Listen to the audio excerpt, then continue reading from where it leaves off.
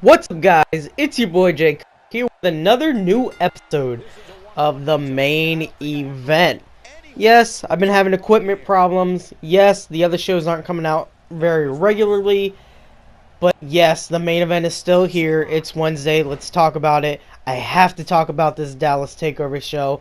I have to get my thoughts out there because it's just that noteworthy of a show.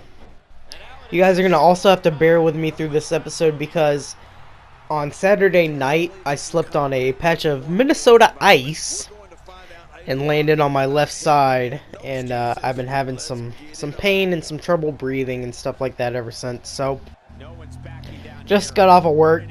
It's really kind of irritating me, but this show is that noteworthy. I'm pushing through the pain for you guys. Keep that in mind. Keep that in mind, okay? Okay? Alright, now let's talk about this NXT TakeOver Dallas show. Much like any of my other show reviews, I'm going to go through match by match, talk about the things I liked, things I didn't like. And, man, I don't think there was a bad match on this card. A lot of people are saying this might be the best TakeOver show NXT's ever done, which I think is quite possibly true. And that's saying a lot because NXT doesn't really put on bad shows. All their shows are just really always top notch. And I think because this talent is just so hungry and so eager, and they're trying to prove themselves, and so they always put on good shows. And then because of the fact that the guys that have been brought in within the last few years are all technically sound. They've been bringing in a lot of indie guys. They've been going back to that formula, bringing in guys from New Japan. So it's really paid off in these NXT TakeOver shows. First up, we have the tag match between American Alpha and the Revival for the NXT Tag Team Championships. Great match. Good way to kick off the top of the show. American Alpha are the hottest team, I think, right now in the NXT Tag Division. I do like the Revival a lot. I like how old school they are. I like how they're not. They're all about sound tag wrestling. And the way they started this match out, there was a lot of mat wrestling, which I thought was great. Chad Gable is great. I think American Alpha, Gable and Jordan are going to be a future, just a top-tier WWE tag team. And beyond that, I think that these two guys have big single careers in their future. And I'm just really excited to see what we get from these two. Chad Gable, man, if Brock Lesnar is the master of the suplex, Chad Gable is the master of the arm drag. This guy can arm drag like nobody's business. I've never seen anyone this good at arm dragging.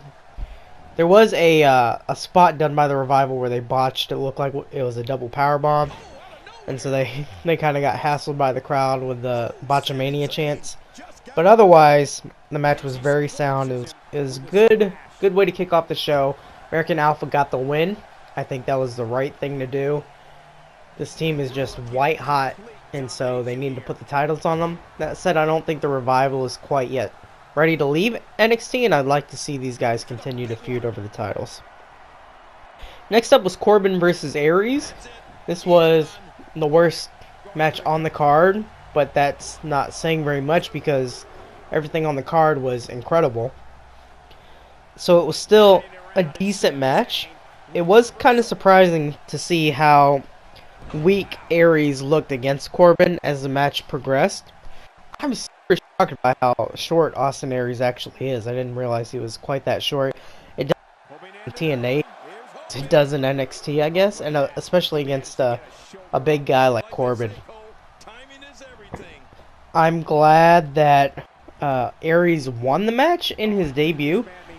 That said, it was incredibly evident, and it has been over the last few months, how much Baron Corbin has improved as a performer in the ring.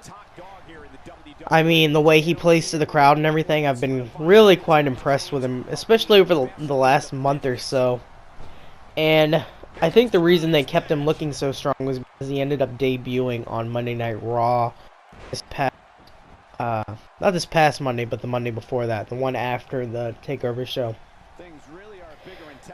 But that said, Aries need to get a win in his first matchup.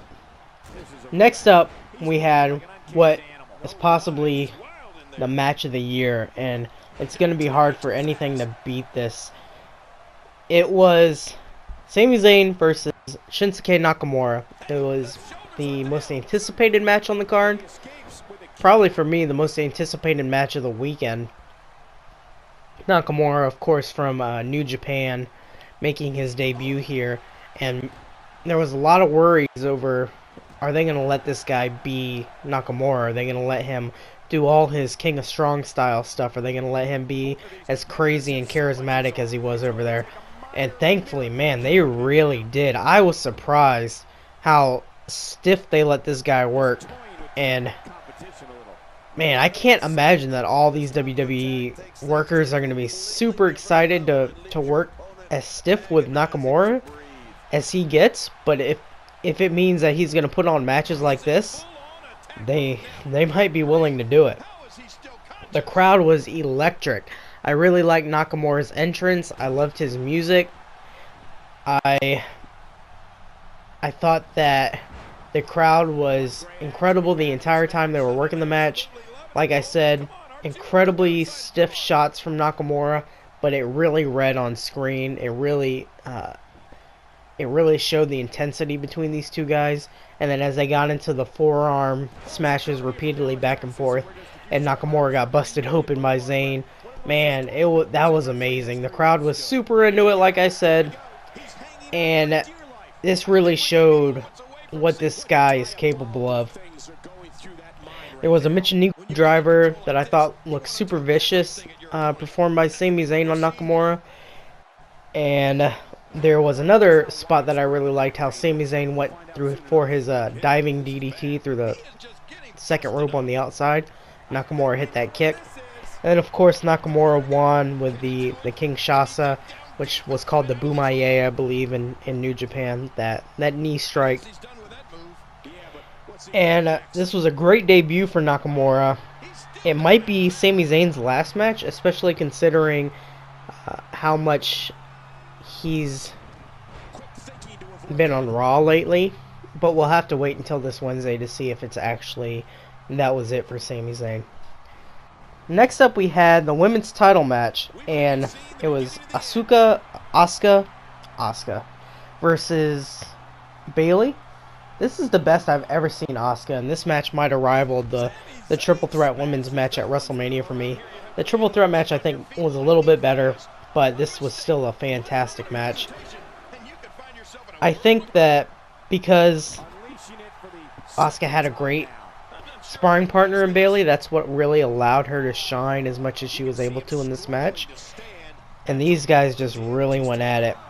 I thought there was some great tenacity in terms of how they fought against each other's finishing maneuvers. And then they really sold how tough Bayley was by not letting her tap to the Asuka lock and instead having her pass out, and Asuka got the win. I was pretty shocked actually to see Asuka get the win. I didn't feel, and I still don't feel like it's quite time for Bayley to go up to the main roster. And it's not because Bayley's not ready, but it's because there's still so much for them to mine in the women's division as it currently stands. I still don't think they've taken full advantage of the Charlotte Sasha Banks feud, and I think that's still to come. And then maybe I can see them bringing in Bayley after that.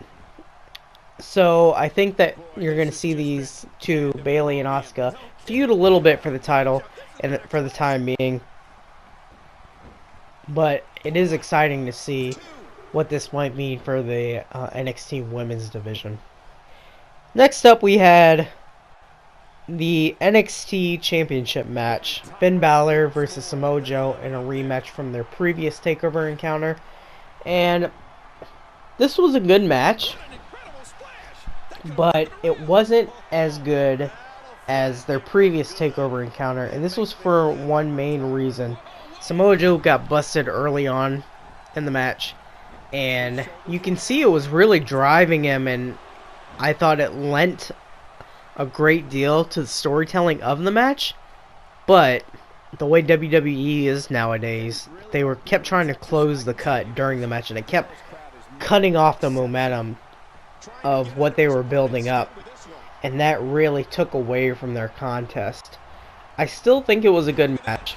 It did seem a bit short, but because of the fact that they kept having to stop the match, I think that this hampered what it could have been.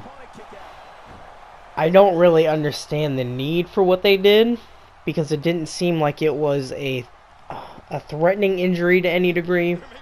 That said, this is how WWE is nowadays, so you kind of had to expect it.